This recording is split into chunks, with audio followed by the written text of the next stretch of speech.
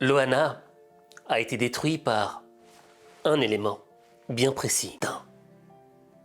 Mais le symptôme, c'est ce système médiatique qui élève les gens, les détruit ensuite, et une fois qu'ils sont bien détruits, nous expose son hypocrisie. En réalité, tu vois, moi j'ai un rapport particulier avec Loana, dans le sens où je devais avoir une dizaine d'années quand j'ai découverte à la télévision. Et je la trouvais extrêmement belle. Et quand je l'ai vue ces derniers temps apparaître à la télévision, c'était plus la même. On avait senti qu'elle était cabossée. Cabossée par la vie. Et ce qui l'a vraiment détruit, c'est ce pont entre la femme magnifique qu'elle était et ce qu'elle est devenue.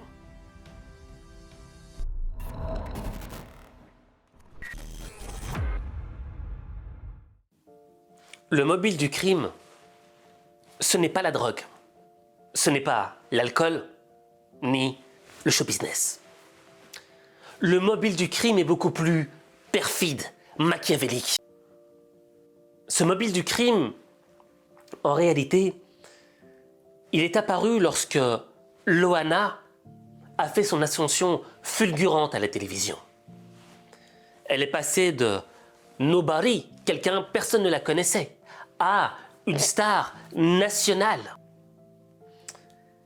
Et le problème, c'est que quand tu n'es pas préparé à cette starification fulgurante, vertigineuse, il y a un élément destructeur qui vient s'insérer. La fusion entre la valeur perçue et la valeur intrinsèque. Je m'explique. La valeur perçue, c'est la manière dont les gens te regardent. La valeur perçue, c'est le regard des autres sur ta personne. La valeur intrinsèque, c'est différent. C'est ton identité propre, ce que tu es, en éliminant le regard des autres. Ta valeur intrinsèque, c'est ce que tu vaux réellement, la manière dont tu te regardes, indépendamment de ce que les gens peuvent dire de toi. Et quand tu n'es pas préparé à la starification, tu as tendance à confondre valeur perçue et valeur intrinsèque. Les deux ne font qu'un.